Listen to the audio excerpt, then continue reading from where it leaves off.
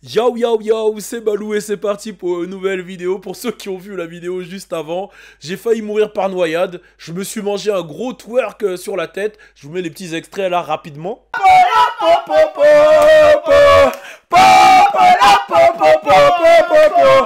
Hey, hey, hey, hey, hey, hey, hey, mon court métrage, mon court. Ça va, t'as pas.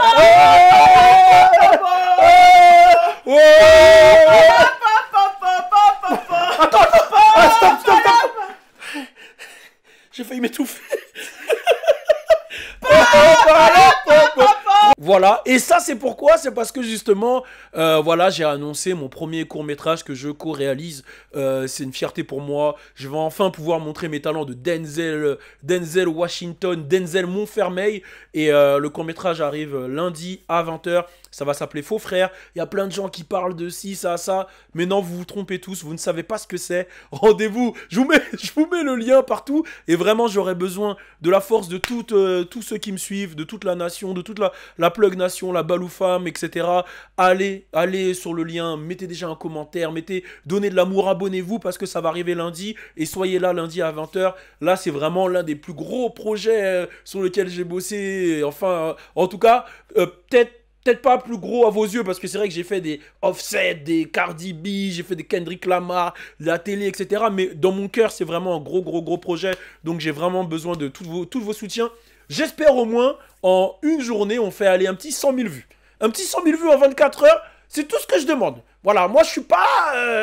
tu vois, j'en demande pas trop, un petit 100 000 vues. Donc voilà. Bon, je sais qu'il y en a qui vont mettre en commentaire, ah Balou, raconte pas ta vie en intro. Ah, mais si, je raconte ma vie, voilà. Bon, on va parler de deux choses aujourd'hui. On va parler de deux mecs de New York, l'auto-proclamé King de New York et le King de New York décidé par le peuple. Alors on va commencer par Bobby Shmurda. Alors pourquoi je parle de Bobby Shmurda? Parce que justement, vous le savez, il est sorti après 7 ans de prison. Et comme vous le voyez, bon là je suis sur French Plug, hein, vous me voyez descendre sur French Plug. Comme vous le voyez, il est accueilli comme personne n'a jamais été accueilli. Alors, on va se mettre les petits bouts. Voilà, là vous le voyez. Vous le voyez, il est vraiment en mode il s'enjaille, etc. Donc là, il est avec ses gars. Donc moi, je trouve ça fou. Le mec, il sort directement. Moi, je sais pas, je fais 7 ans de prison. Ouais, bon, c'est clair que ça fait plaisir de revoir ses gars. Mais j'ai l'impression que lui, il est sorti et sa vie a direct été un film. C'est-à-dire que il est sorti, il a même pas eu le temps de souffler un peu. Directement, il s'est retrouvé avec ses gars, ça a commencé à turn up, etc. Donc voilà, ça je trouve ça lourd. Donc on profite de la vidéo avec ses gars. Voilà, Bobby Shmurda est out. Et il est out comme s'il il a toujours été là en fait. Hein. Il a pris beaucoup d'abonnés aussi. Donc voilà, on le voit. Là, il est en train de faire son petit shopping avec ses gars. Je pense qu'ils ont dû fermer le magasin pour lui. Hein. Sur cette deuxième vidéo, on le voit se faire accueillir hein, à la sortie du jet que Quavo lui a pris. Faut savoir que Quavo il lui a offert 20 000 $. Quavo lui a offert quand même 20 000 $ et il est venu le chercher en jet privé. Donc ce que Bobby Shmurda a expliqué, c'est que Quavo il a toujours été là pendant les 7 ans et que c'était un vrai gars qu'il a jamais laissé tomber. Donc c'est compréhensible. Donc voilà. Là on le voit avec les 20 000 $ hein, et Quavo. c'est ouf, hein, il est déjà dans une grande baraque. Et en fait, ce que je trouve ouf, c'est qu'il a regardé toutes les caméras qu'il y a sur lui. Il vient de sortir de prison et il y a déjà toutes ces caméras. Ça devient déjà un film. Ça peut... Moi, je trouve que c'est bien et c'est pas bien à la fois. C'est bien parce que ça montre la splendeur de Bobby Shmurda et pour son business, pour ce qu'il va développer et tout, c'est bien. Mais sortir de prison directement et être sous les projecteurs, ça doit être compliqué à vivre parce que tu dois avoir certains traumas en prison, en vrai de vrai. Tu dois, on l'a vu avec Kodak. Kodak aussi, ça a été un peu la même chose. Hein. Mais là, c'est vraiment plus avec Bobby par rapport à tout ce qu'il représente. Bon, on enchaîne avec la vidéo d'après, donc c'est une photo. C'est, voilà, pour ceux qui suivent la NBA, les New York Knicks, l'équipe des New York Knicks ont vraiment mis un billboard, une grosse pancarte sur un grand immeuble où il y a écrit Welcome Home, Bobby Shmurda. Donc, bienvenue à la maison, Bobby Shmurda, t'es de retour, welcome, bienvenue. Donc ça, c'est beau. C'est clair qu'on verra pas un truc comme ça. Hein. Quand la crime est sortie de prison, on verra pas sur le stade du PSG, bienvenue à la maison, la crime. C'est pas trop dans la culture française. Mais après, il représente beaucoup pour New York. Et là, on le ressent carrément. Le dernier qui avait eu un truc comme ça, je crois, c'était Meek Mill à sa sortie de prison. Ils lui ont carrément envoyé un jet qui l'a emmené directement dans le stade pour un match des Sixers. Et ça, j'avais trouvé chaud. Et il a la fameuse casquette New York Knicks qui l'a fait péter. Hein. Je crois que c'est une casquette New York Knicks qui l'a fait péter. La casquette qu'il a jetée en l'air, etc. Donc je pense qu'il a même fait remonter le chiffre de vente de cette casquette. Là, on le voit avec ses gars. Il est bien entouré. Il est très très bien entouré. Il est avec plein de jeunes demoiselles. Donc voilà. Et il a eu un accueil de rêve. Hein. Et il y a même des mecs comme 21 Savage qui ont dit 2021 peut-être la meilleure année, le retour de Roddy Rebel et de Bobby Shmurda. Comme j'ai dit, il y avait Chris Brown qui l'a accueilli comme jamais avec un tweet qui a bien fait comprendre que voilà, même si lui c'est un creep, moi je le valide. Voilà, c'est le King de New York. Il y a tout le monde qui l'a déclaré King de New York alors qu'il n'a même pas ressorti de son, etc. Alors je vous laisse, j'ai déjà posé la question plusieurs fois, est-ce que vous pensez que lui, ça va vraiment matcher avec... c'est-à-dire que est-ce que vous pensez que musicalement il va avoir le niveau? Est-ce que voilà, à quoi vous attendez? Moi j'attends déjà un Bobby Shmurda, Roddy Rebel fort. Mais ce que j'ai trouvé chaud aussi, c'est Bobby Shmurda quand il est sorti de prison. Ah, je vais aller chercher la vidéo. Quand il est sorti de prison, il a directement écouté du Pop Smoke. Et ça c'est beau. Parce que pour moi, Pop Smoke, c'est celui qui avait le plus sur les épaules New York ces derniers temps. Et ça, j'ai trouvé ça beau que le mec il sorte de prison et qu'il s'écoute son petit Pop Smoke. Je sais pas si je vais retrouver la vidéo, mais en tout cas, ça, j'ai trouvé ça beau. Et à côté, là, c'est le côté dark side de New York. On a 6ix9ine. 6ix9ine qui continue d'être dans les problèmes. Donc, quand je pense aux problèmes, voilà, vous le savez, les problèmes qu'il y a avec Durk, vous savez les problèmes qu'il y a avec, où il n'arrête pas constamment d'insulter King Von. D'ailleurs, je veux revenir sur ça, j'allais montrer une vidéo, mais je veux revenir sur ça. Le fait qu'il insulte King Von constamment. Donc il s'est expliqué dans un Twitch avec Academics où il a dit, en gros, que King Von, c'est lui qui a commencé le beef, et qu'il n'arrêtait pas de dire... c'est King Von qui a cherché, c'est Durk qui a cherché, que j'arrêterai quand Durk il va pleurer, etc. Et il disait un truc, il arrêtait pas de répéter, mais d'une manière sombre, il disait hey, les gars, King Von il va jamais revenir. Retenez bien, il va jamais revenir. Il va jamais revenir. Et en fait, tout le long du Twitch, tu comprends qu'en vrai, ce qui le frustre et ce qui lui tire le plus à cœur, c'est son image.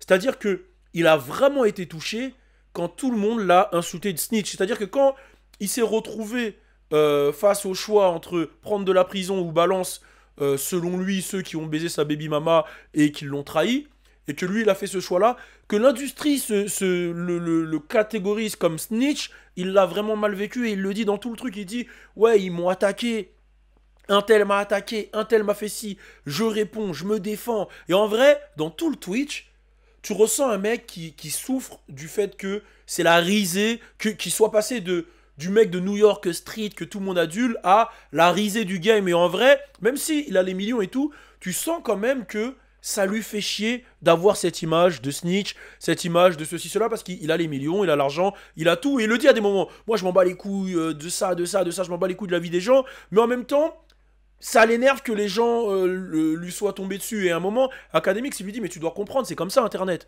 Genre quand 21 Savage, tout le monde a su que c'était un mec de Londres, eh ben frère, tout le monde a un peu charrié, c'est le game d'internet, mais il faut pas que t'aies le mort en fait. Et Academics, j'ai trouvé intéressant parce qu'il lui parlait, c'était pas en mode suceur, c'était vraiment en mode faut que t'arrêtes ça avec King Von, faut que t'arrêtes si, ton équipe ne va pas valider si, faut que t'arrêtes ça, tu t'affiches, tes fans vont pas valider, et j'ai trouvé qu'il lui a parlé comme un grand refrain. Bon, on va se regarder un peu deux, trois petits trucs, là on va se regarder par exemple la Baby Mama de 6ix9ine, on va regarder ça ensemble. I don't need to address it, but I feel like for purposes other than myself, as far as my family and my daughter, it needs to be spoken about. Donc là, elle dit clairement que he's clearly on a mission. Qu'il est en mission et que what that mission entails, I don't know what he thinks his end result is gonna be. Elle s'exprime sur tout ça. Want to make it very clear, for the people that have the nerve to DM me about all of this stuff. Elle doit vraiment prendre pour 6ix9ine. My child, who is completely innocent. I don't think a 4-year-old, a 5-year-old, a 6-year-old, no matter around that age group, any child, period, should be. My daughter's so innocent, she don't even know that she's being called a bitch. Il y a des gens qui appellent sa fille bitch. He clearly is on a mission. Il y a des gens qui appellent sa fille bitch. Hey, 6ix9ine the GOAT. Stop hating. He's the GOAT. Stop hating. You hate him because you hate him. Ouais, partout où il passe, il fait parler de lui.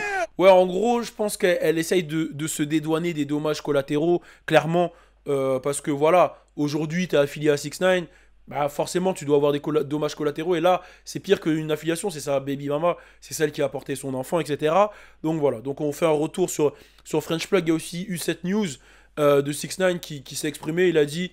Voilà, salut à tous, donc la vraie raison pour laquelle j'ai quitté Instagram et la musique pendant 6 mois... et qu'en septembre j'ai atteint un poids que je n'avais jamais encore atteint. Je pesais 100 kilos et il faut savoir que lui il est vraiment petit. Donc ouais, il doit faire 1m70, un truc dans le genre. Bon après désolé pour ceux qui font 1m70 mais c'est petit.